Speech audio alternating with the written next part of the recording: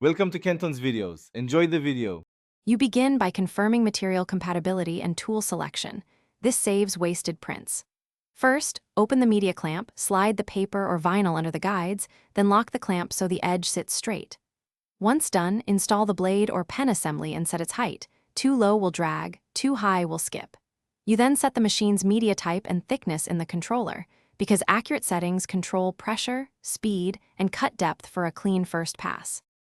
Now you prepare the file and machine parameters. Open your design, convert strokes to true cut paths, and organize layers so registration marks and cut lines are separate.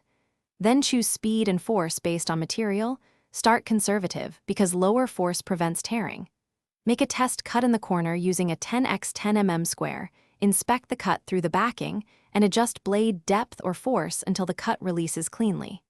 Finally, send the job and watch the first few passes to confirm alignment and behavior. You complete the job by removing the media and weeding the unused areas. Take your time to avoid lifting fine elements. Once done, apply transfer tape and a soft roller to set adhesive vinyl, then align and apply to the final surface. If something goes wrong, re-zero the plotter origin, run a small verification cut, and check blade sharpness. Dull blades cause tearing.